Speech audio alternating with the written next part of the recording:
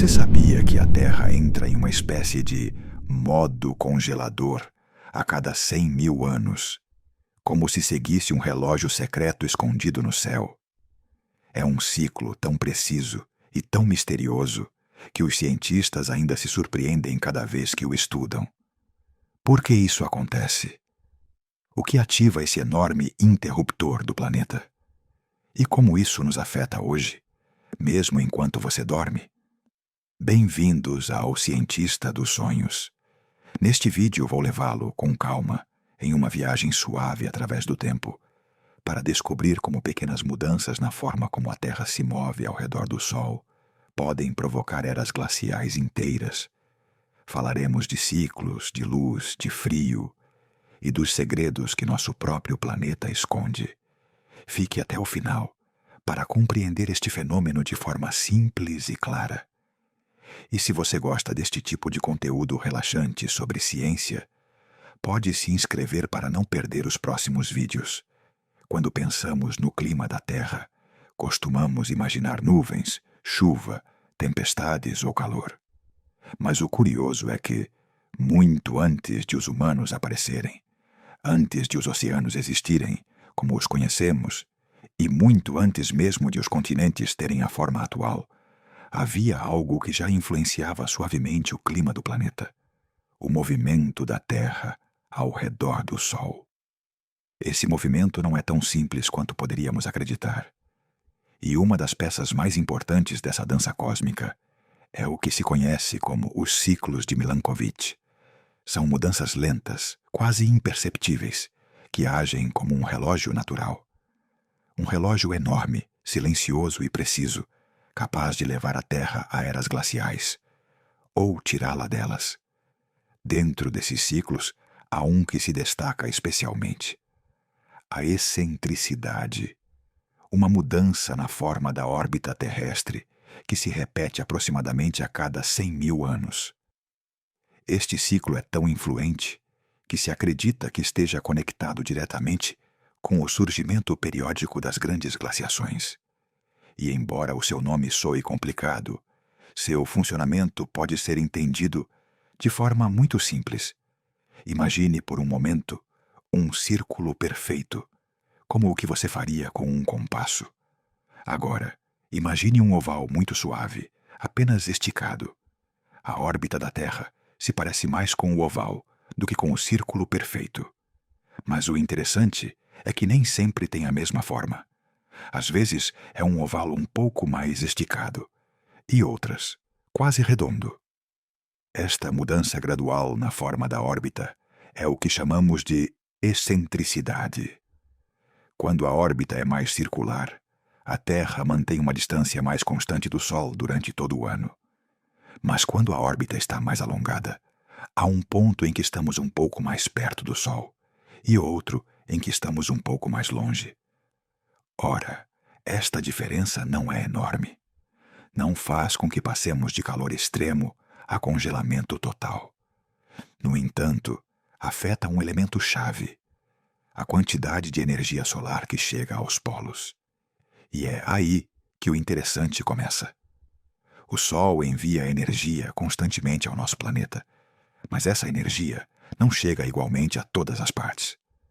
A zona do Equador recebe mais luz direta e, por isso, é mais quente. Os polos, por outro lado, recebem a luz em um ângulo mais inclinado, o que faz com que a energia se disperse e chegue mais fracamente. Mesmo pequenas variações nessa energia podem mudar o equilíbrio entre gelo e degelo. E quando falamos de gelo, especialmente o gelo dos polos, estamos falando de um sistema muito delicado. É aqui que entra em jogo a excentricidade. Quando a órbita da Terra se alonga, a distância ao Sol muda um pouco em diferentes momentos do ano. E essas mudanças, embora pareçam mínimas, afetam a quantidade de luz que chega a cada hemisfério. Mas a chave está no seguinte: os gelos polares, quando recebem um pouquinho menos de energia durante longos períodos, podem começar a se expandir. Uma vez que o gelo começa a crescer, reflete ainda mais luz solar, o que faz com que o planeta esfrie ainda mais. É um efeito em cadeia. A excentricidade, portanto, não funciona como um interruptor brusco. É mais como diminuir lentamente o brilho de uma lâmpada. Quando diminui o suficiente, o clima começa a se ajustar, e esse ajuste abre a porta para uma era glacial. Por que 100 mil anos? A pergunta natural é: por que este ciclo dura tanto? A resposta está nas interações gravitacionais. A Terra não orbita sozinha. Ela está sendo atraída, empurrada e esticada constantemente por forças enormes: o Sol, a Lua, Júpiter, Saturno e outros planetas. Essas forças não agem de forma repentina. Elas o fazem de maneira suave, acumulando-se durante milhares e milhares de anos. Ao longo desse tempo, empurram a órbita da Terra um pouquinho em uma direção, depois um pouquinho em outra. E depois de um ciclo completo, a forma da órbita retorna a algo muito similar ao que era anteriormente. Esse ciclo completo dura cerca de 100 mil anos. Assim, a história do clima da Terra parece estar sincronizada com essa enorme respiração cósmica. Quando a órbita é mais alongada, as eras glaciais tendem a se tornar mais prováveis. Quando é mais redonda, o clima costuma ser mais estável e quente. Poderíamos nos perguntar: se a energia que a Terra recebe muda tão pouco, por que as glaciações são tão grandes? Por que afetam meio planeta? A razão é que o sistema climático é muito sensível nos polos. Ali, o inverno pode durar meses completos e o sol mal aparece.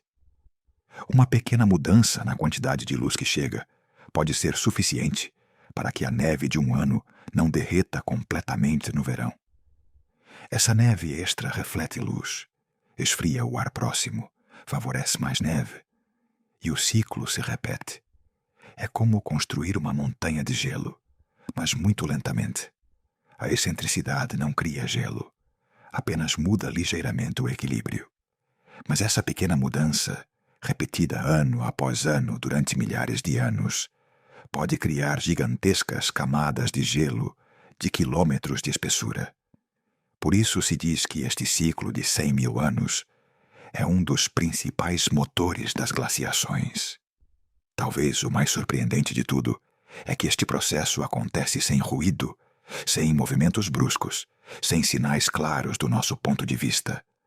Não o sentimos. Não o vemos mudar de uma década para outra. E, no entanto, a Terra responde. Pense na quantidade de tempo que representam 100 mil anos. Nesse lapso, uma espécie pode aparecer ou desaparecer.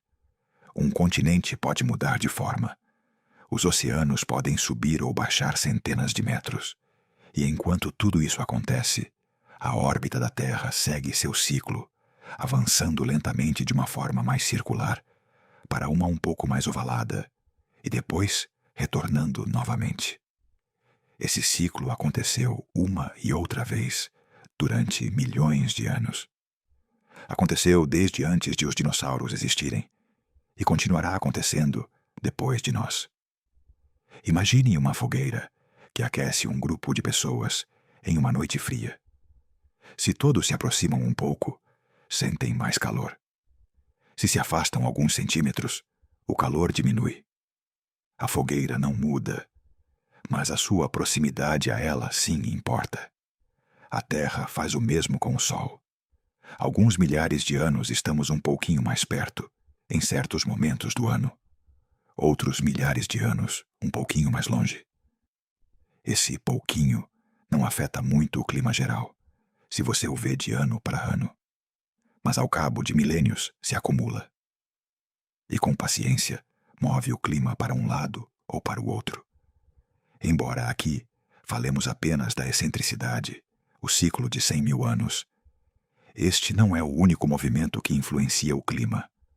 Milankovitch também descreveu outros dois ciclos importantes: a obliquidade, ou inclinação do eixo terrestre, a precessão, ou oscilação do eixo.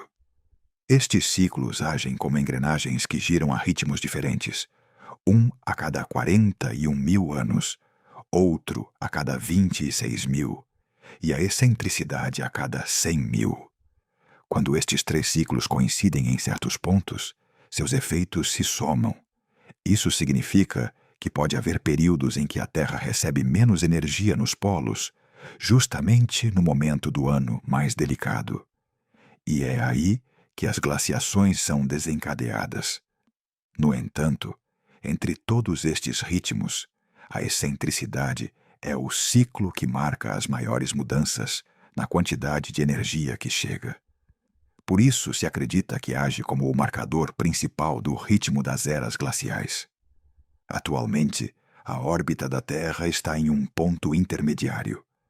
Não é perfeitamente circular, mas também não muito ovalada. No entanto, estamos avançando para uma fase onde a órbita será um pouco mais alongada. Isto não significa que uma glaciação vá começar amanhã, nem sequer nos próximos milhares de anos.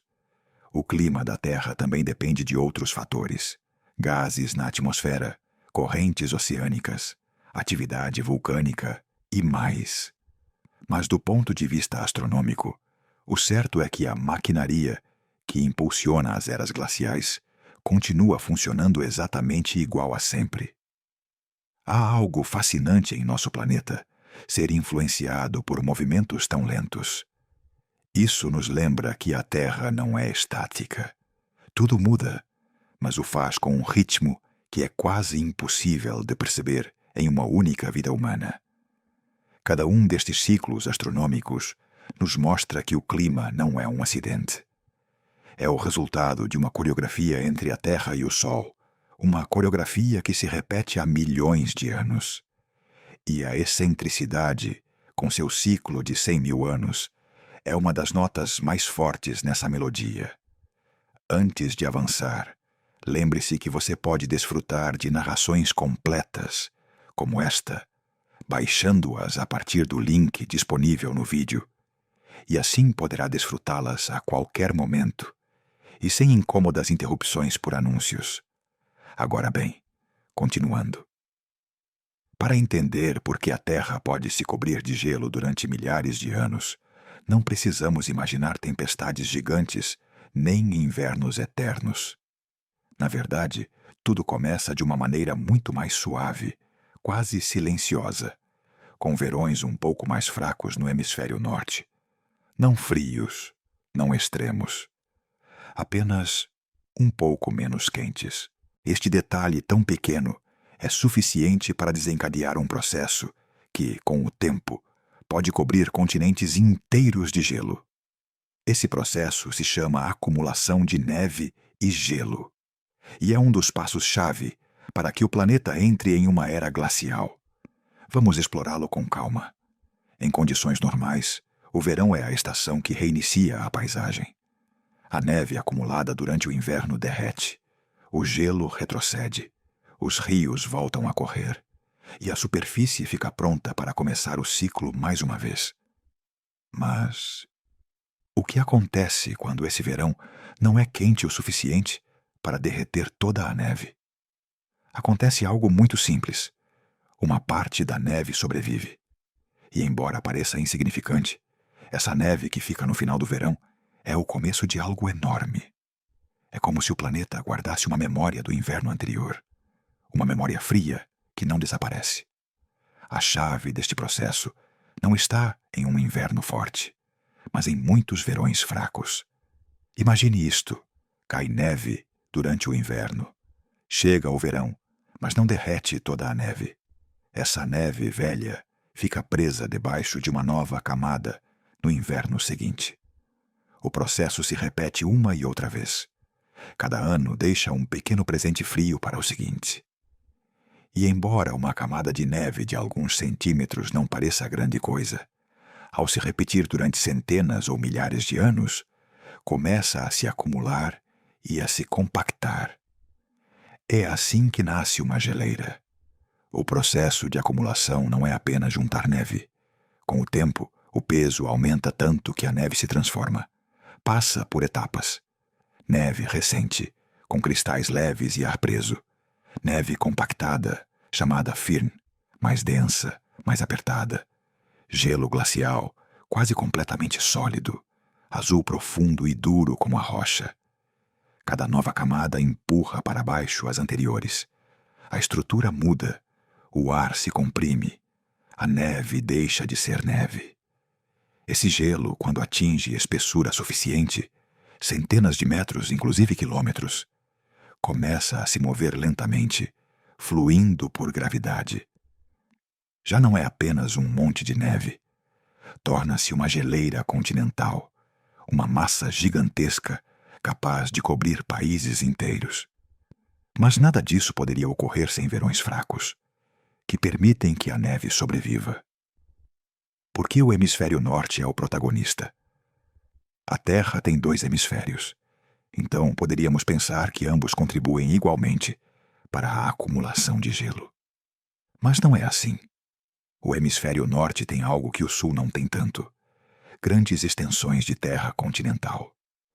Territórios enormes onde a neve pode pousar, ficar quieta e se acumular ano após ano. América do Norte, Europa, Sibéria. Lugares ideais para que a neve permaneça. Em contrapartida, o hemisfério sul tem um oceano imenso, o Oceano Austral. A água não permite que a neve se acumule da mesma forma, porque as correntes derretem o gelo mais facilmente. Por isso, quando os verões do hemisfério norte se enfraquecem, o gelo ali cresce mais rápido e de forma mais estável. Neste processo, o verão e a neve estão em uma espécie de corrida. A cada ano, a neve tenta avançar e o verão tenta apagá-la. Durante a maior parte do tempo, o verão ganha com facilidade. Mas há períodos em que o verão perde um pouco de força. Não é dramático, nem violento, nem evidente à primeira vista. Mas é suficiente para que, lentamente, a neve comece a ganhar. E quando a neve começa a ganhar, cria um efeito muito poderoso. O gelo e a neve têm um truque. Refletem a luz solar. Quanto mais superfície branca houver, mais energia é refletida para o espaço e menos calor fica preso na Terra. Isto faz com que a temperatura baixe ainda mais. É um ciclo que se alimenta a si mesmo. Mais neve, mais luz refletida, menos calor, mais frio, mais neve. O que começou como um verão, um pouco frouxo, pode acabar se transformando em milhares de quilômetros de gelo. Cada ano deixa uma camada distinta de neve, igual aos anéis de uma árvore, contam o seu crescimento. Se pudéssemos cortar uma geleira como um bolo gigantesco, veríamos milhares de camadas finas de gelo acumulado. Algumas finas, outras grossas. Algumas com pó vulcânico. Outras com bolhas minúsculas de ar preso há 50.000 ou 100.000 anos. Essas camadas são como páginas de um enorme livro de história climática. E todas começaram com a mesma condição: um verão muito fraco para apagar completamente o inverno anterior. Quando a acumulação supera o degelo durante milhares de anos, o gelo cresce em altura e em extensão. Chega um ponto em que a gravidade começa a atuar. Uma geleira não fica quieta. Ela se move. Muito devagar, mas se move. Flui como uma massa espessa. Desce em costas. Empurra rochas, esmaga vales, rasga montanhas, abre novas rotas para rios que ainda não existem. O mais surpreendente é que, embora se mova muito lentamente, às vezes apenas alguns centímetros por dia, sua força acumulada transforma a paisagem de forma irreversível. Mas tudo isso começa com uma simples acumulação de neve que o verão não pôde derreter. Para que você entenda o quão delicado é o sistema, aqui está um exemplo muito ilustrativo. Se em um verão a temperatura média cair apenas 1 grau Celsius, essa pequena diferença pode permitir que sobreviva uns 5% a mais de neve. Esse 5% no ano seguinte permite que o 6% sobreviva. E assim, camada após camada. Não é necessário que a temperatura caia de repente. A acumulação funciona como um cofrinho. Enche-se pouco a pouco. O Sol não ilumina todas as regiões do planeta da mesma maneira. Nos polos, a luz chega com um ângulo muito inclinado, o que faz com que a mesma quantidade de energia se distribua em uma superfície maior. Por isso os polos são frios. Mas quando o verão é fraco no hemisfério norte, este efeito se amplifica. O pouco calor que chega não é suficiente para reverter a acumulação do inverno. Imagine tentar derreter um cubo de gelo com uma lanterna fraca. Você pode apontar a luz durante horas, mas se não for intensa o suficiente, o gelo continuará ali. O mesmo acontece com os verões frios no norte. São muito fracos para limpar toda a neve. Se pudesse ser visto do espaço em câmera rápida, a acumulação seria impressionante. Um pontinho branco, depois uma mancha maior, depois uma enorme extensão. Finalmente um continente inteiro coberto de gelo. Mas em tempo real, na vida cotidiana, não se sente. As pessoas que viviam há dezenas de milhares de anos provavelmente não notavam que seu clima estava mudando lentamente. Para elas, os invernos e os verões pareciam normais, mas o gelo avançava, silencioso, constante, seguindo regras que não dependem do ser humano, mas sim do equilíbrio delicado entre a luz solar e a neve. Como se mede a acumulação de gelo? Hoje em dia, os cientistas podem estudar este processo de várias maneiras, analisando núcleos de gelo perfurados na Groenlândia ou na Antártida, estudando rochas arrastadas por geleiras antigas, observando os sedimentos que o gelo deixou ao retroceder, usando modelos climáticos que simulam milhares de anos de acumulação e degelo. Estes estudos mostram que durante as grandes eras glaciais, a neve acumulada que sobrevivia a cada verão podia superar vários metros de espessura por ano. Parecem números pequenos, até que se somam vários milhares de anos. A acumulação de gelo não ocorre de maneira uniforme. As montanhas são especialmente importantes, porque aprisionam nuvens carregadas de umidade, esfriam o ar que sobe, fornecem superfícies frias, onde a neve se acumula sem derreter. Muitas geleiras continentais começaram em cadeias montanhosas do norte, como os Alpes, os Apalaches, os Urais ou as montanhas da Escandinávia. Dali, o gelo se expandiu para as terras baixas e avançou como uma enorme maré branca. O mais importante deste segmento é entender isto. A Terra não precisa de invernos mais frios para criar uma era glacial. Precisa de verões menos quentes. Essa diferença, tão sutil, é o que marca o destino do gelo. Porque se o verão não derrete, mesmo que por uma pequena margem, o gelo começará a ganhar. A acumulação de gelo não cria por si só uma era glacial completa, mas a prepara. É o primeiro passo, é o alicerce, é o tijolo que se repete milhares de vezes até construir uma enorme muralha branca. Uma vez que gelo suficiente se acumulou, entram em ação outros mecanismos climáticos. Mudanças na atmosfera, nos oceanos, nos padrões de vento e até mesmo na vegetação. Mas sem esta fase inicial, sem os verões fracos e a neve persistente, nada disso poderia ocorrer. Em resumo, a acumulação de gelo é um processo lento, silencioso, repetitivo, mas imparável quando as condições se alinham. Começa com algo tão pequeno quanto um verão, que não derrete por completo. Termina com camadas de gelo de até 3 quilômetros de espessura, cobrindo continentes inteiros. É a prova de que, no clima da Terra, as pequenas mudanças sustentadas durante milhares de anos podem transformar por completo a superfície do planeta.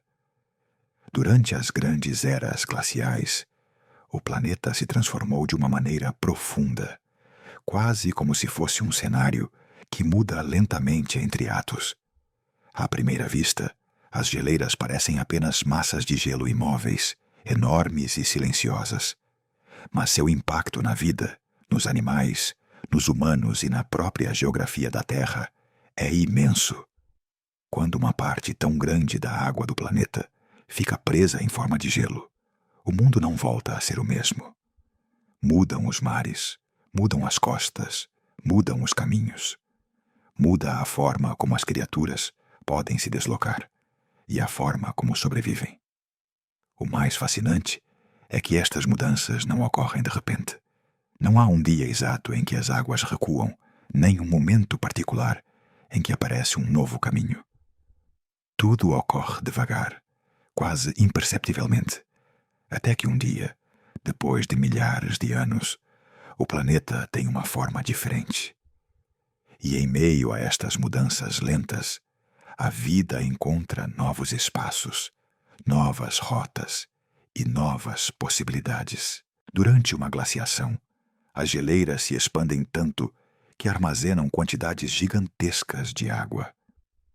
Todo o gelo acumulado na Groenlândia, na América do Norte, na Eurásia e em outras regiões não é apenas neve congelada, é água que antes estava nos oceanos. À medida que o gelo cresce e cresce, o nível do mar começa a baixar. Não é uma descida brusca, mas um lento retrocesso que, com o passar de milhares de anos, pode chegar a ser de mais de 100 metros. Imagine por um momento quanta água deve ficar presa para que os oceanos baixem tanto. É como se a Terra inteira respirasse para dentro. Quando o nível do mar baixa, coisas extraordinárias começam a acontecer. Regiões que antes estavam submersas emergem pouco a pouco, deixando a descoberto planícies imensas que conectam continentes. Uma das mais famosas é Beringia, uma ponte natural que apareceu entre a Sibéria e o Alasca. Hoje essa zona está separada por um mar frio, o Estreito de Bering. Mas em tempos glaciais era uma planície larga, coberta de vegetação resistente, que unia a Ásia à América do Norte de forma contínua. Essa ponte de terra foi fundamental para a história da vida no planeta. Permitiu que animais grandes como mamutes e bisões antigos cruzassem para novas terras em busca de alimento. Mas também permitiu que os seres humanos chegassem a um continente ao qual nunca haviam acessado antes. Sem essa descida do nível do mar, talvez a história das migrações humanas teria sido completamente diferente. A forma como as famílias viajaram, caçaram, se estabeleceram e acabaram povoando a América dependeu, em grande parte, dessa descida do mar. A paisagem de Beringia era fria, mas não era um deserto gelado. Era uma região rica em plantas duras, musgos, ervas resistentes ao vento e arbustos baixos. Era um ecossistema perfeito para animais capazes de sobreviver ao clima glacial. Ali se alimentavam mamutes lanudos enormes, de pelagem quente e presas curvas. Também vagavam cavalos selvagens, rinocerontes lanudos, leões gigantes e lobos primitivos que seguiam as manadas. A vida era dura, mas as oportunidades eram muitas. Para os humanos, esse mundo oferecia recursos-chave, animais para caçar, peles para se protegerem do frio, ossos que podiam se transformar em ferramentas e grandes extensões de terra onde podiam se mover sem obstáculos. A travessia não foi simples. As temperaturas eram intensas e o vento do norte podia ser sentido como uma parede invisível que nunca parava de empurrar. Mas as pessoas que viviam nesses tempos estavam adaptadas. Conheciam o ritmo do gelo e sabiam seguir os animais migratórios. Assim, atravessaram uma ponte natural que, pouco a pouco, os levou para o interior da América. A descida do nível do mar não só expôs Beringia.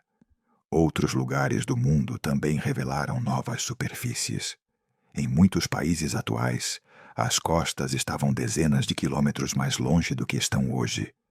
Regiões inteiras que agora são mares pouco profundos eram, naquela época, pastagens amplas, visitadas por animais e por grupos humanos. Algumas ilhas atuais estavam unidas ao continente. É como se a Terra tivesse tido uma versão estendida de si mesma, uma edição temporária onde os continentes se ampliaram, os oceanos se retiraram e os caminhos cresceram.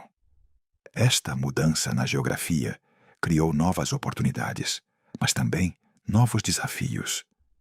Em zonas que hoje estão sob o mar, existiram habitats completos, com animais que não deixaram rastro, a não ser em fósseis escondidos sob o fundo oceânico. Em outros casos, as geleiras avançaram tanto que transformaram os rios e os vales. Onde antes havia uma floresta, podia aparecer um corredor frio de gelo. E onde havia um rio, podia se formar um lago glacial imenso. A paisagem se reorganizava, como se alguém movesse peças de um quebra-cabeças muito lentamente. Para os animais, estas mudanças eram tanto uma oportunidade quanto um limite. Quando o gelo avançava, muitas espécies buscavam refúgio em regiões mais quentes, movendo-se para o sul. Os animais que podiam se adaptar ao frio encontraram novas rotas sobre essas terras expostas. Outros desapareceram, incapazes de seguir o ritmo do clima. Este constante deslocamento criou novas misturas de espécies, novos encontros entre predadores e presas, e novas distribuições que mais tarde influenciariam os ecossistemas modernos. Os humanos, por sua vez, se adaptaram como poucas espécies podem fazê-lo. Seguiram as migrações dos animais grandes e, com o tempo, aprenderam a se mover segundo os ritmos do gelo. A expansão das geleiras obrigou a caminhar mais, a encontrar novas fontes de alimento, a explorar territórios desconhecidos e a inventar ferramentas adequadas para cada ambiente. A entrada na América é apenas um dos capítulos mais conhecidos, mas em muitos outros lugares do planeta ocorreram histórias similares. Na Europa, África e Ásia, as geleiras moldaram a vida, obrigando os grupos humanos a se reinventarem cada vez que o clima mudava. A vida vegetal também sentiu os efeitos das geleiras. As plantas que se encontravam em zonas frias retrocediam, enquanto as que resistiam ao clima glacial avançavam lentamente. Muitas florestas desapareceram quando o gelo se estendeu, deixando para trás pradarias geladas e tundras silenciosas. Algumas espécies sobreviveram encurraladas em zonas pequenas, chamadas refúgios glaciais. Esses lugares protegidos mantiveram vivas plantas que milhares de anos depois voltariam a se expandir quando as geleiras retrocedessem.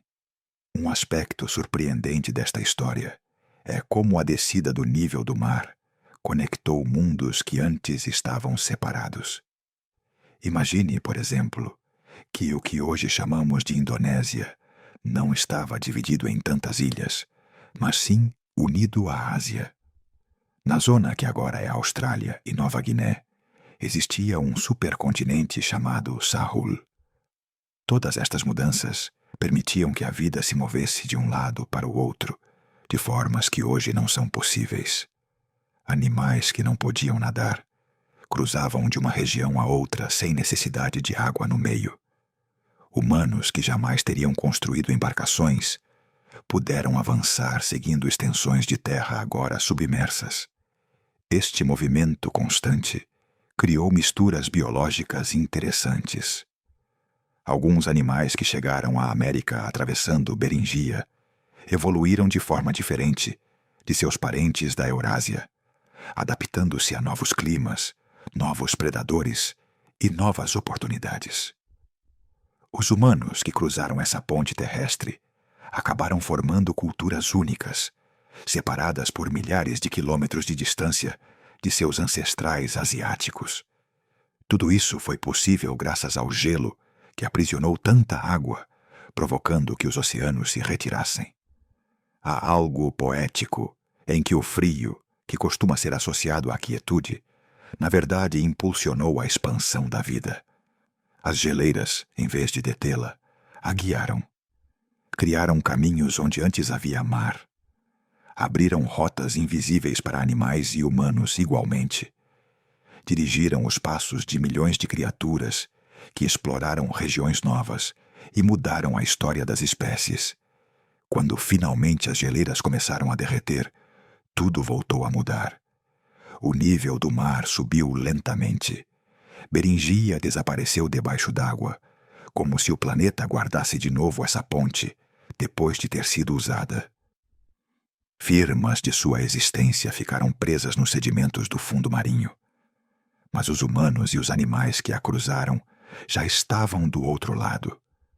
As migrações tinham ocorrido, as rotas tinham se completado, e as novas populações continuariam crescendo nesses continentes recém-ocupados. Hoje, o Estreito de Bering separa dois mundos diferentes, mas sob sua superfície se esconde a memória de um caminho antigo que mudou a história da humanidade. Sem essa descida do nível do mar causada pelas geleiras, a América não teria sido povoada da mesma maneira. Sem essa migração, o desenvolvimento cultural dos povos originários teria seguido um rumo completamente distinto. E sem essa ponte natural, a biodiversidade do continente americano seria outra. O mais impressionante é como esta história mostra a força das mudanças lentas. Nada disso ocorreu de maneira repentina. As geleiras não aprisionaram a água de golpe. Os mares não baixaram em questão de anos.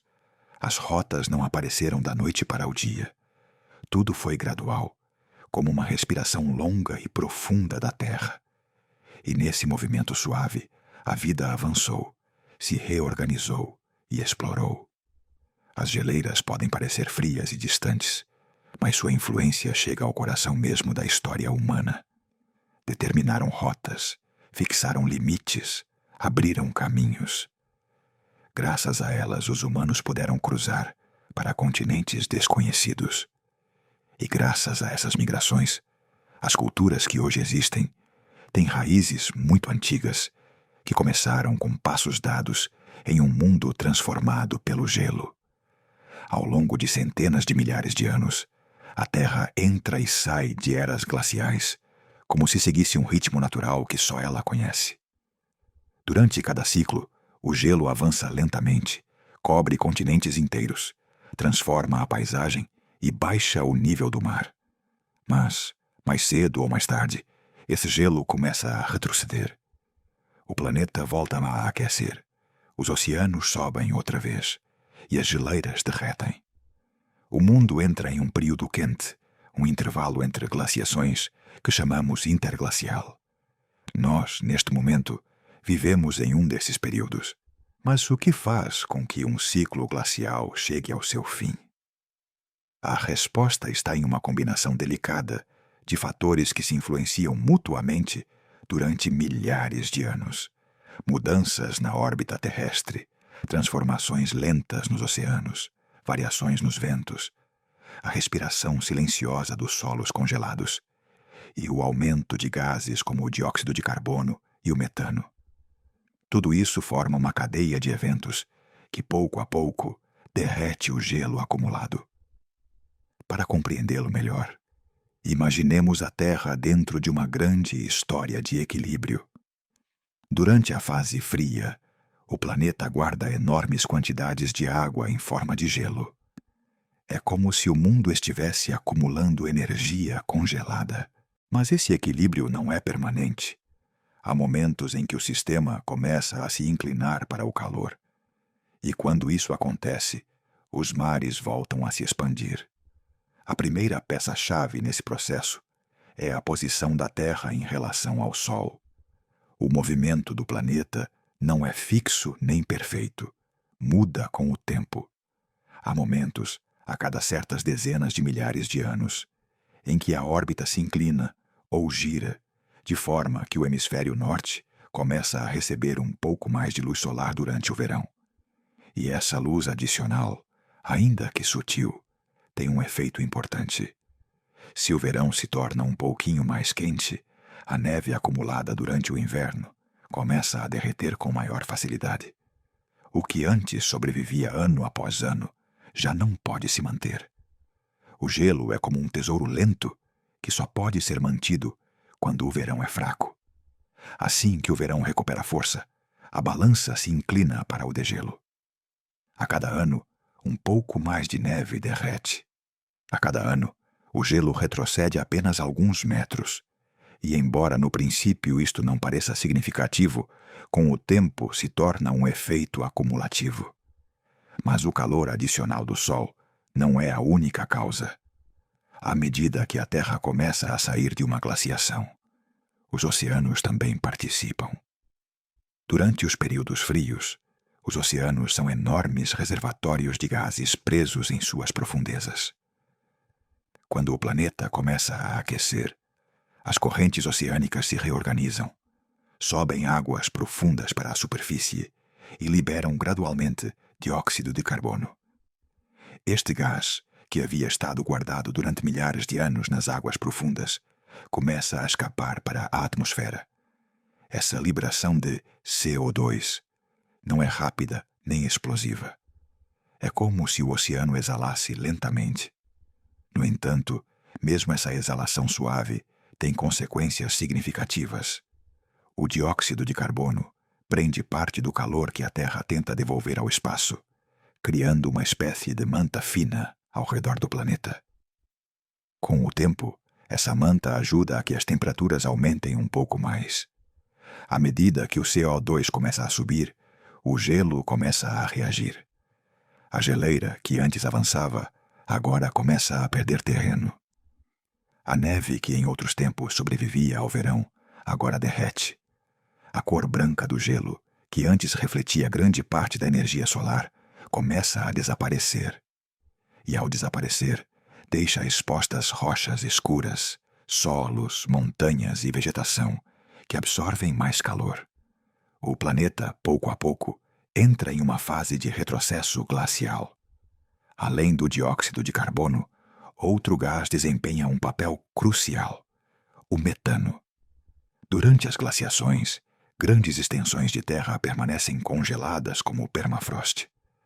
Nessas camadas geladas ficam presas matérias orgânicas, restos de plantas antigas e micro-organismos que estiveram adormecidos durante milhares de anos. Mas quando o clima esquenta e o gelo derrete, esta matéria orgânica começa a se decompor. Esse processo libera metano, um gás que aquece ainda mais do que o CO2. O metano age como um acelerador natural do degelo, especialmente nos primeiros milhares de anos do fim do ciclo glacial. O planeta está mudando lentamente, mas os efeitos se somam de maneira constante. Mais luz solar no verão, mais dióxido de carbono dos oceanos, mais metano dos solos. Tudo se combina para impulsionar o planeta para uma etapa mais quente. Enquanto os gases aumentam, as geleiras retrocedem não só da frente, mas também da sua base, do seu interior. Os rios glaciais se desatam sob o gelo, lubrificando as rochas e facilitando que enormes camadas de gelo deslizem mais rápido para o mar. Quando estas massas perdem o apoio do solo e flutuam parcialmente sobre a água, podem se romper em icebergs que se afastam lentamente até derreterem no oceano. Assim, de maneira silenciosa, milhões de quilômetros cúbicos de gelo se transformam em água líquida. À medida que o gelo derrete, o nível do mar começa a subir de novo. O que antes estava imerso volta a se esconder debaixo d'água. As costas retrocedem. Ilhas que antes estavam unidas ao continente voltam a se separar. As pontes terrestres desaparecem. E Beríngia, aquela ponte que unia a Sibéria ao Alasca, fica submersa para sempre sob o Estreito de Bering. É um processo de ida e volta. Durante as glaciações, o gelo acumula água e baixa os mares. Durante os períodos quentes, esse mesmo gelo derrete e os mares sobem. É como se a Terra fizesse um ciclo de respiração longuíssimo. Inalar durante a glaciação e exalar durante o interglacial. A subida do nível do mar traz consigo novas transformações para a vida. Os animais e os humanos devem se adaptar de novo. Rotas migratórias que antes estavam disponíveis deixam de existir. Territórios que antes eram amplas planícies se convertem em zonas costeiras ou desaparecem sob as ondas.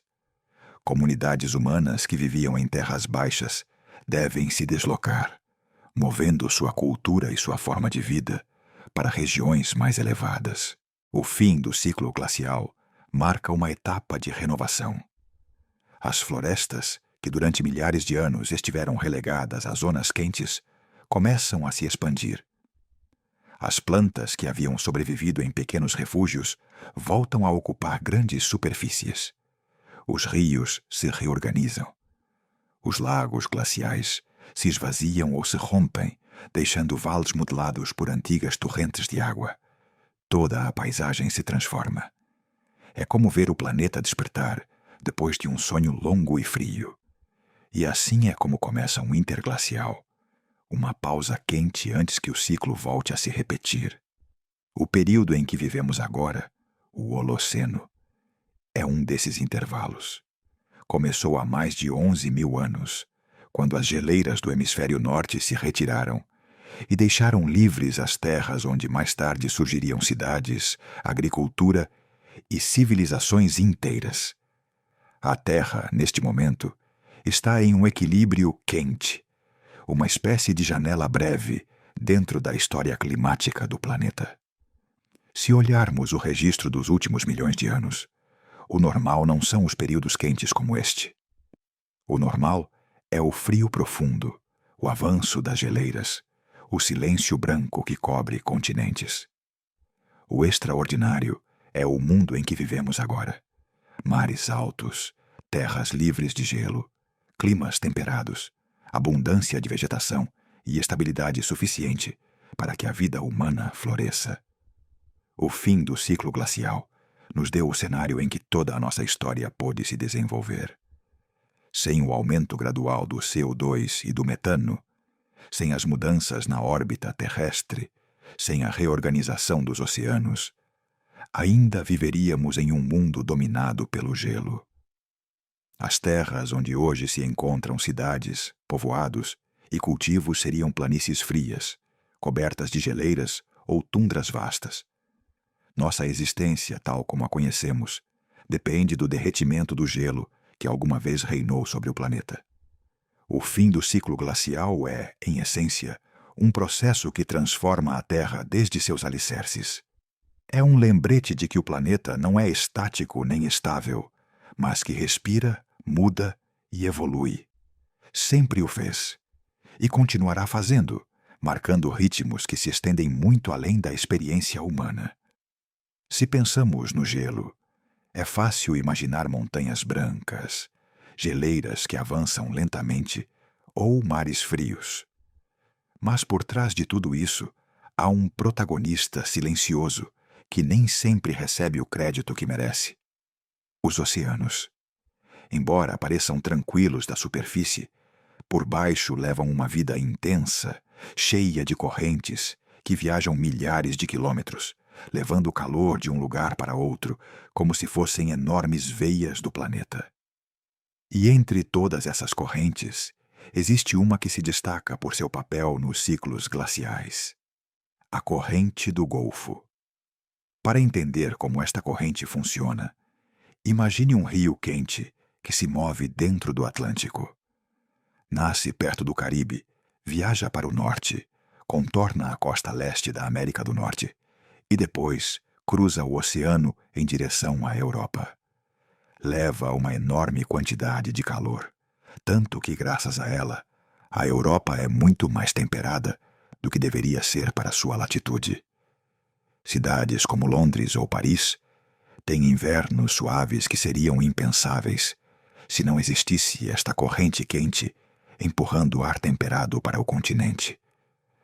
Mas este rio invisível nem sempre flui com a mesma força. Durante as glaciações, Sua energia se enfraquece. A razão não é uma só, mas um conjunto de fatores que começam muito longe da Europa, no gelo que se acumula no hemisfério norte.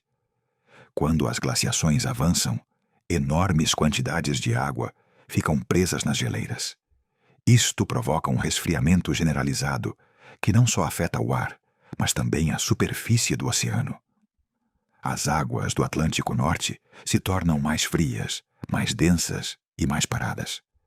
E a corrente do Golfo, que depende de diferenças de temperatura e salinidade, para se mover, começa a perder força. Para ver isto com clareza, imaginemos o oceano como um mecanismo complexo composto de camadas. Em condições normais, as camadas de água quente e fria se misturam e afundam em distintos pontos, permitindo que as correntes fluam de forma contínua. Mas em uma glaciação, a água superficial do Atlântico Norte se torna tão fria e tão doce, graças ao derretimento parcial de gelo e à falta de evaporação, que perde uma parte de sua densidade natural. Isto dificulta que afunde e freia o motor que move a corrente do Golfo. Assim, pouco a pouco, este rio quente se enfraquece. E quando isso ocorre, a Europa esfria ainda mais. É como tirar um cobertor quente no meio do inverno.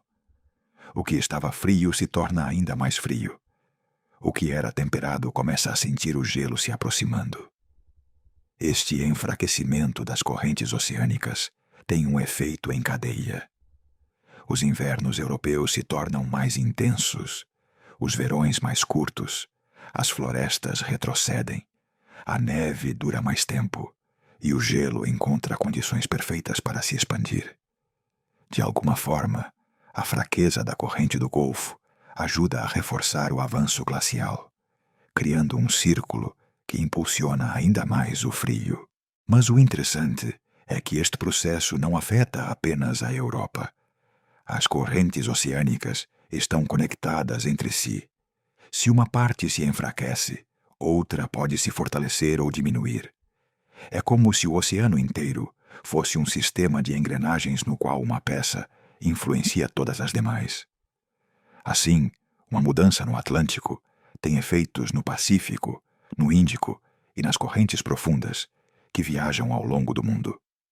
Durante uma glaciação, enquanto a superfície do oceano se torna mais fria e estável, as águas profundas também podem mudar. A circulação que leva água fria e densa para os fundos marinhos se torna mais lenta, armazenando calor e gases em diferentes camadas do oceano. Isto cria uma espécie de tensão interna que, com o tempo, pode liberar grandes quantidades de calor quando o clima começa a mudar. E é aí que acontece algo fascinante. Embora a corrente do Golfo se enfraqueça durante as glaciações, sua recuperação desempenha um papel-chave no final do ciclo. Quando o clima começa a aquecer ligeiramente, por efeitos astronômicos, como as mudanças na órbita terrestre e na inclinação do eixo, pequenos aumentos de temperatura fazem com que partes do gelo glacial comecem a derreter. Esse derretimento libera água doce que chega ao oceano, e embora soe contraditório, este processo pode ajudar a reorganizar as correntes ao cabo de milhares de anos. O que realmente acelera o degelo é a reativação da circulação oceânica global. Quando as águas frias do Atlântico Norte começam a afundar de novo, a corrente do Golfo recupera força. É como se o coração do oceano voltasse a bater depois de uma longa pausa. Esse regresso do fluxo quente traz consigo ar temperado que alcança a Europa com maior intensidade. Aumenta a umidade, mudam os padrões de vento e os invernos se suavizam. Toda essa energia adicional ajuda a que as geleiras derretam mais rápido. Este processo não ocorre em dias nem em anos, mas em milhares de anos. Mas seu efeito acumulado é determinante. A corrente quente viaja para o norte, derretendo o gelo de baixo para cima. Enquanto isso, O ar quente derrete o gelo de cima para baixo. O degelo começa a avançar a partir de várias frentes, enfraquecendo a estrutura da geleira. Além disso, quando a corrente do Golfo regressa com força, traz consigo água rica em energia que acelera a evaporação. Esse vapor forma nuvens, e essas nuvens podem atuar como uma camada temporária que prende parte do calor. Tudo isso produz um ambiente mais quente, que, por sua vez, favorece que o gelo continue desaparecendo. Mas, embora a corrente do Golfo seja uma peça-chave, não trabalha sozinha. A circulação profunda do oceano, uma enorme corrente submarina que percorre o mundo inteiro, também se reorganiza no final da glaciação. No fundo do oceano, a água fria que afundou durante milhares de anos guarda calor preso em camadas inferiores. Quando a corrente global se reativa, essa água profunda começa a ressurgir lentamente para a superfície. E quando chega em cima, libera calor acumulado.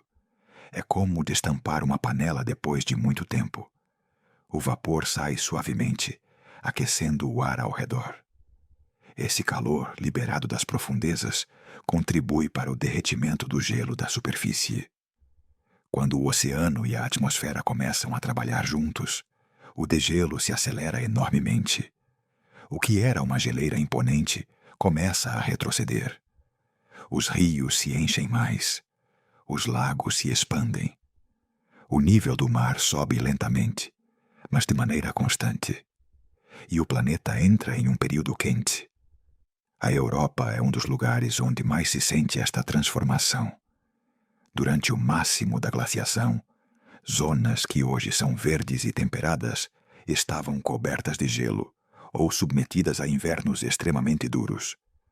Mas quando a corrente do Golfo volta a fluir com força, esse frio se suaviza. As florestas regressam. Os animais encontram novas rotas. Os humanos descobrem paisagens que antes estavam escondidas sob a neve. Tudo isso mostra que o oceano não é simplesmente um enorme depósito de água. É um regulador natural do clima. E a corrente do Golfo é uma de suas ferramentas mais poderosas. Há um detalhe muito interessante. O final da última glaciação não foi constante nem linear. Houve períodos onde o clima aqueceu rapidamente e outros onde voltou a esfriar de novo durante séculos. Muitas destas mudanças estão associadas a variações nas correntes oceânicas. Quando estas correntes se interrompiam pelo excesso de água doce das geleiras derretendo, a Europa podia voltar a sofrer invernos intensos. Mas quando se reativavam, o calor regressava com força. Isto demonstra que os oceanos têm memória, guardam sinais do clima passado e respondem de maneira complexa. Não são simplesmente massas de água que reagem ao Sol. São sistemas dinâmicos, cheios de movimentos internos que afetam todo o planeta. No final do ciclo glacial, essa memória oceânica é chave. Quando as correntes se reativam, mesmo uma pequena diferença pode se traduzir em uma grande mudança a longo prazo. Um oceano mais quente derrete mais gelo. Menos gelo significa mais absorção de luz solar por parte da Terra. E mais absorção significa mais calor que fica na superfície. Assim, o oceano e a atmosfera se retroalimentam, empurrando a Terra para um interglacial como o que vivemos hoje. Nosso mundo atual, com cidades portuárias, costas estáveis e climas temperados, existe porque os oceanos decidiram mudar de ritmo há milhares de anos. Se as correntes tivessem se mantido fracas, o gelo teria durado muito mais.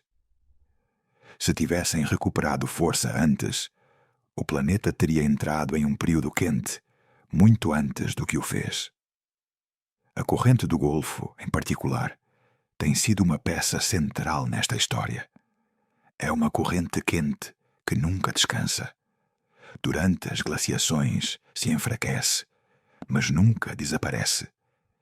e quando se fortalece, muda o destino do planeta completo. No final do ciclo glacial, essa corrente se converte em uma espécie de mensageiro quente que anuncia o fim do frio. Chega primeiro ao Atlântico Norte, acaricia as costas da Europa, derrete gelo, aquece o ar e marca o início de uma nova etapa. É assombroso pensar que algo tão invisível e silencioso seja capaz de modificar a história climática da Terra.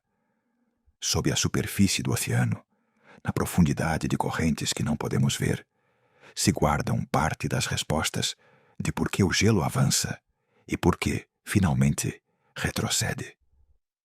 Entender o passado profundo da Terra é como escutar uma história contada em um sussurro. Nada do que ocorreu há centenas de milhares de anos está à vista, mas os rastros continuam ali, escondidos com paciência em camadas de gelo, em sedimentos do fundo do mar e em partículas minúsculas que sobreviveram à passagem do tempo. Para conhecer os ciclos glaciais, os cientistas não podem viajar para trás no tempo, mas podem sim viajar para baixo, para o gelo, para a terra, para os oceanos. Ali, cada camada é um registro, uma memória, uma página escrita pela própria Terra. Esse arquivo natural nos mostra um padrão surpreendente. Durante os últimos 2,6 milhões de anos, a época que conhecemos como Pleistoceno, o planeta viveu ciclos repetidos de glaciações de aproximadamente 100 mil anos. Uma sequência que se repete com tanta precisão que parece o pulso mesmo do planeta. Essa repetição não é uma teoria nem uma intuição. Está gravada nos núcleos de gelo, nos fósseis microscópicos e nas partículas que foram se acumulando sem interrupção durante eras inteiras. Os núcleos de gelo são talvez o arquivo mais puro que temos. Para obtê-los, os cientistas perfuram camadas profundas de gelo, em lugares como a Groenlândia e a Antártida. Imagine um tubo longo que afunda no gelo e extrai um cilindro que parece uma coluna transparente. Cada seção de gelo corresponde a um ano, ou até mesmo a uma estação completa. Nessas camadas ficam presas pequenas bolhas de ar, pó, pólen e restos minúsculos do clima antigo. Quando se estudam essas bolhas, pode-se medir os níveis de dióxido de carbono, metano e outros gases presentes na atmosfera há milhares de anos. Ao observar esses registros, descobrem-se variações claras, marcadas como ondas. Há momentos em que o CO2 baixa muito e coincide com temperaturas frias. Há outros em que sobe e coincide com temperaturas quentes. Estas mudanças não são aleatórias. Formam padrões que se repetem, subindo e descendo com um ritmo lento que se encaixa nos ciclos astronômicos que afetam a órbita terrestre. Esse ritmo é de cerca de 100 mil anos, a mesma duração do ciclo de excentricidade que modifica a forma da órbita terrestre. Quando os cientistas observam um núcleo de gelo profundo, estão literalmente olhando para trás centenas de milhares de anos. Os núcleos da Antártida revelam informação de até 800 mil anos no passado. E o fascinante é que as camadas de gelo mostram com clareza quando o planeta estava em uma glaciação e quando saía dela. Nos momentos de maior frio, os níveis de CO2 eram baixos, o gelo era mais grosso e a quantidade de pó na atmosfera aumentava, provavelmente porque as paisagens secas se expandiam. Nos momentos quentes, o CO2 subia de forma evidente, o gelo derretia e a Terra respirava de novo. Mas as provas não estão apenas no gelo. No fundo dos oceanos se encontra outro tipo de arquivo igualmente poderoso: os sedimentos marinhos. Na profundidade do mar, ano após ano, partículas mínimas caem lentamente e se acumulam, formando camadas finas como folhas de um livro que nunca para de ser escrito. Essas camadas contêm conchas microscópicas de organismos marinhos chamados foraminíferos. O interessante destes diminutos seres é que seus esqueletos registram a temperatura da água no momento em que viveram. Os sedimentos marinhos são, por assim dizer, diários secretos da temperatura do oceano. E quando os cientistas extraem núcleos de sedimentos e analisam as camadas, podem reconstruir como era o clima oceano por oceano, região por região. Assim como com o gelo, descobrem ciclos que sobem e descem com regularidade. Ciclos que mostram invernos longos, verões suaves, períodos quentes e períodos gélidos, todos alinhados com a mesma cadência de aproximadamente 100 mil anos. Nestes sedimentos marinhos, além disso, aparece outro detalhe revelador. Os organismos marinhos, quando formam suas conchas, incorporam oxigênio da água. Esse oxigênio existe em duas versões naturais: oxigênio 16 e oxigênio 18. Durante as glaciações, a água mais leve com oxigênio 16 fica presa nas geleiras. Isto faz com que a água do oceano se torne relativamente mais rica em oxigênio 18. Quando os foraminíferos morrem, suas conchas conservam esta proporção entre ambos os tipos de oxigênio, agindo como um registro químico do nível do gelo global. Assim, com apenas olhar a composição destas conchas microscópicas, pode-se saber quanto gelo havia na Terra em um dado momento. O surpreendente é que esta proporção também oscila em ciclos regulares, coincidindo novamente com os 100 mil anos. É como se o mar e o gelo tivessem chegado a um acordo para deixar a mesma assinatura uma e outra vez. Esta coincidência entre gelo e oceano é uma das evidências mais sólidas de que os ciclos glaciais têm uma origem astronômica, reforçada e amplificada por outros mecanismos climáticos.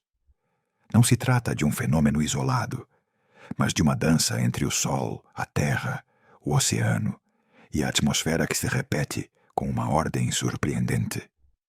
E o mais importante, esta evidência geológica não aparece apenas em um lugar isolado, mas em múltiplas regiões do planeta.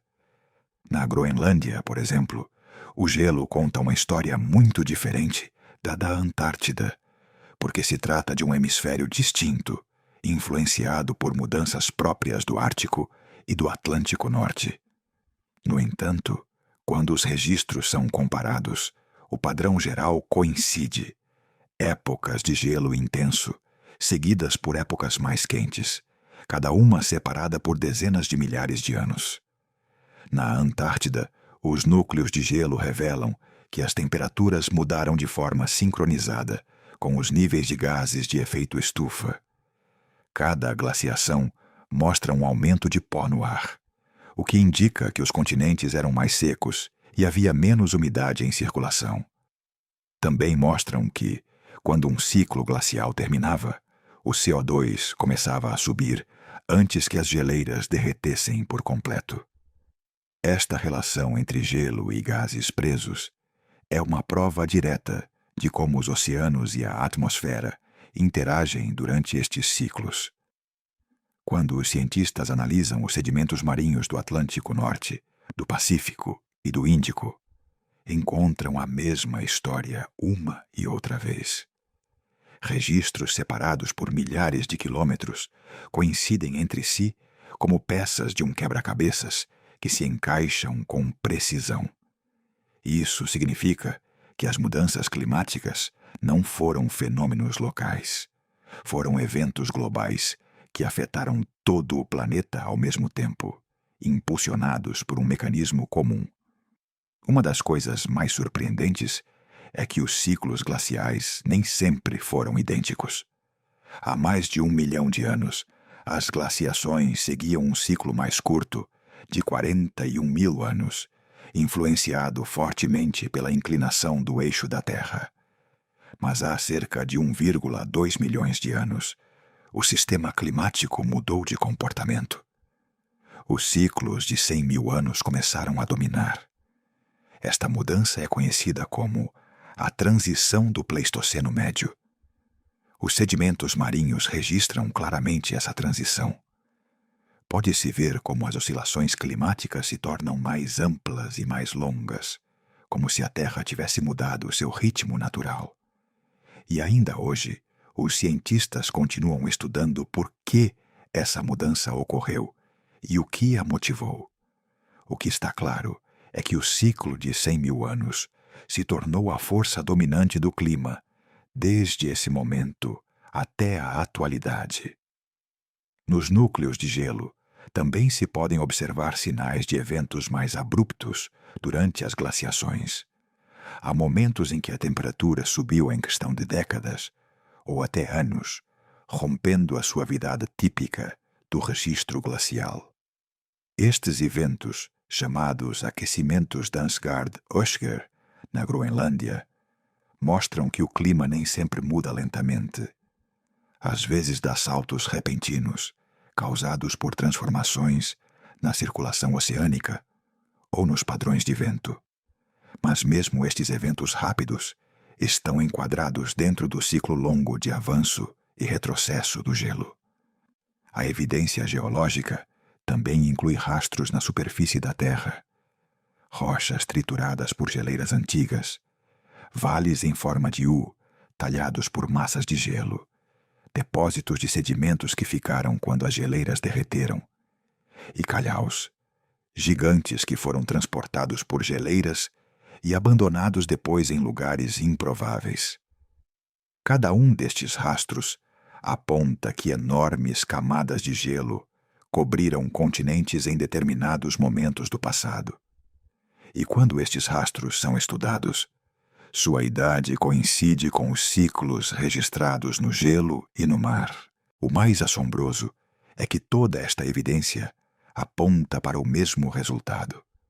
Durante os últimos 2,6 milhões de anos, a Terra viveu glaciações repetidas que seguem um ciclo dominante de uns 100 mil anos. Um ciclo que modelou o planeta, influenciou a evolução das espécies e determinou onde os humanos podiam viver em cada momento de sua história. O Pleistoceno, esse longo período marcado pelo avanço e retrocesso do gelo, é um dos capítulos mais estudados da Terra, precisamente porque sua marca está em toda parte. É um arquivo completo que abrange desertos, montanhas, oceanos e camadas de gelo de vários quilômetros de espessura. Cada linha deste arquivo mostra que o planeta respirou de maneira constante, avançando para o frio e regressando para o calor.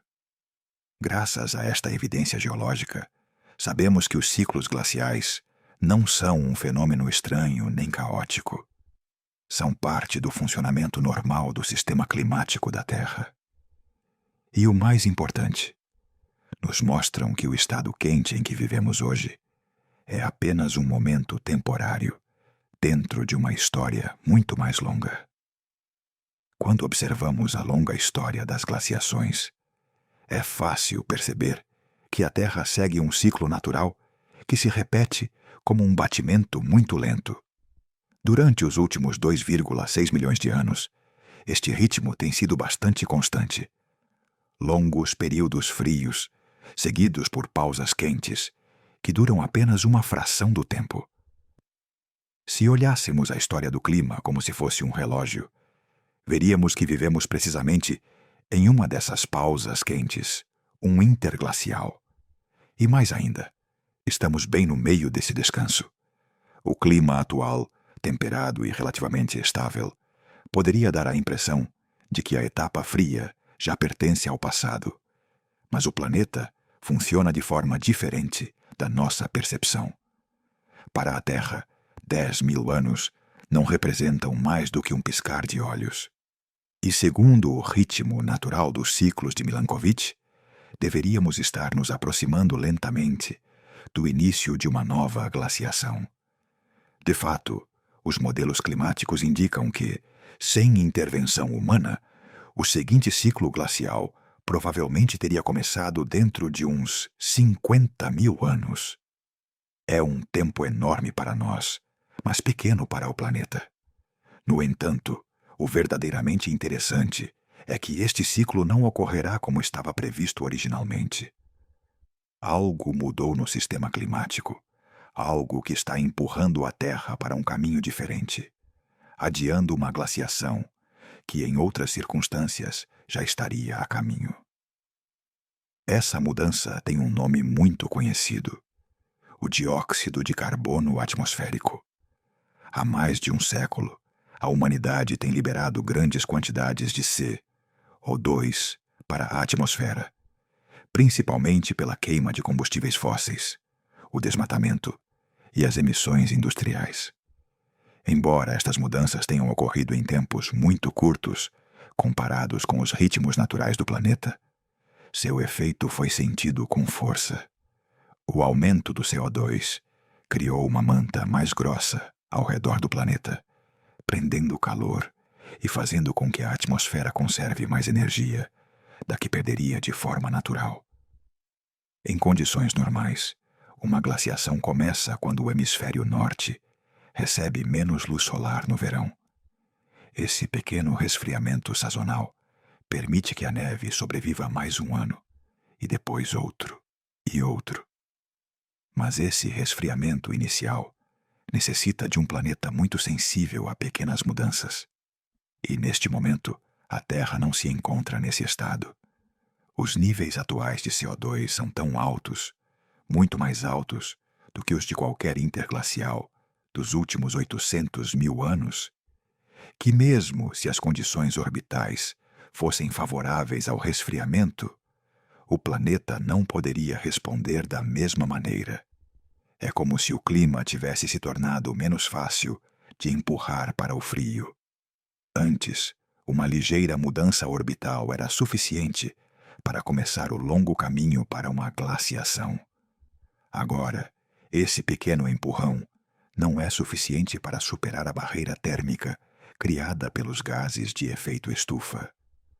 Os estudos geológicos e os modelos climáticos modernos sugerem que esta concentração elevada de CO2 não só atrasará a seguinte glaciação, mas poderia adiá-la dezenas de milhares de anos adicionais.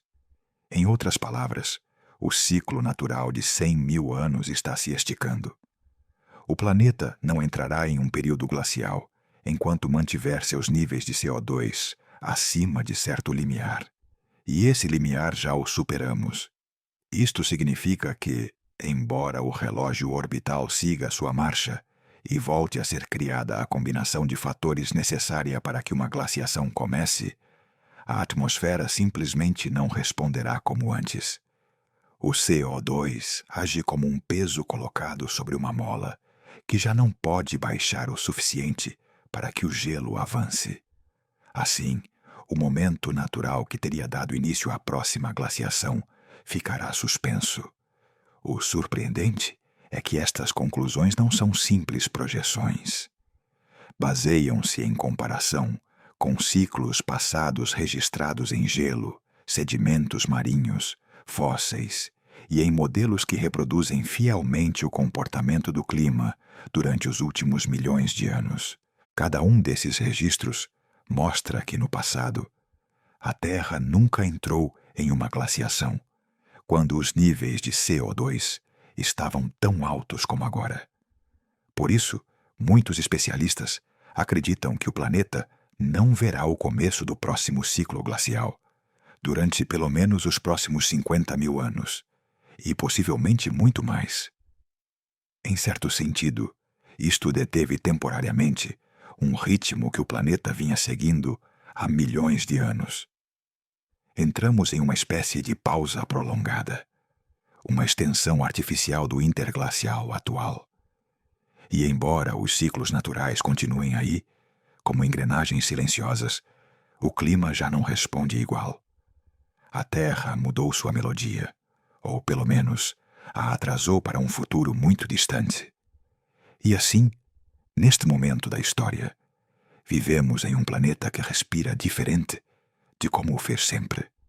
Um planeta que, por agora, deixou em espera seu próximo período glacial. Ao terminar esta viagem por ciclos de frio e calor, por mudanças lentas na órbita e enormes geleiras que avançam e retrocedem, fica um ensinamento suave, mas poderoso. A Terra tem ritmos que não dependem de nós, ritmos que existiam muito antes de aparecermos e que continuarão existindo quando já não estivermos. Durante milhões de anos, o planeta dançou entre eras glaciais e momentos quentes. E cada um desses ciclos moldou montanhas, oceanos, paisagens inteiras, e até mesmo nossas próprias migrações como espécie. No entanto, também fica claro que hoje vivemos um momento único, um momento diferente de qualquer outro registrado nos núcleos de gelo, nos sedimentos marinhos ou na memória geológica do planeta. Pela primeira vez, a atividade humana teve o poder de alterar ligeiramente esse ritmo natural. Não o deteve por completo, mas o atrasou, como se tivéssemos movido o ponteiro de um relógio que marcava a mesma sequência há milhões de anos. As geleiras do passado moldaram caminhos, conectaram continentes, guiaram animais e os primeiros humanos. Nos deixaram paisagens que hoje percorremos sem saber que foram talhadas por massas de gelo enormes. E embora o presente esteja livre de glaciações, a história que deixaram continua falando conosco, lembrando-nos que a Terra está sempre mudando, mesmo quando seus movimentos são muito lentos, para que possamos percebê-los. Cada ciclo glacial foi uma enorme respiração do planeta, um suspiro de frio seguido de um hálito quente. E em meio a essas mudanças, a vida sempre encontrou formas de se adaptar, avançar e florescer. O mesmo fazemos nós hoje. Não importa quão lento ou profundo seja o ritmo da Terra, continuamos sendo parte dele. Este vídeo termina aqui, mas a história do planeta continua, escrita em gelo, em oceanos, em rochas e no céu. Uma história que convida a observar com calma, a escutar sem pressa e a maravilhar-se com os segredos que o mundo que habitamos guarda. Se deseja desfrutar destas narrações em formato relaxante, sem anúncios e com uma experiência mais fluida, encontrará um link na descrição do vídeo onde poderá baixá-las. São versões desenhadas para acompanhá-lo enquanto descansa, estuda ou simplesmente busca um momento de calma, sem interrupções. Obrigado por assistir a este episódio de O Cientista dos Sonhos. Se você gostou desta viagem suave pelos ciclos glaciais e quer continuar explorando a ciência de uma forma tranquila e relaxante, convido você a se inscrever, deixar um like e ativar o sininho. Assim não perderá os próximos vídeos. Descanse, cuide da sua mente. E nos vemos no seguinte sonho científico.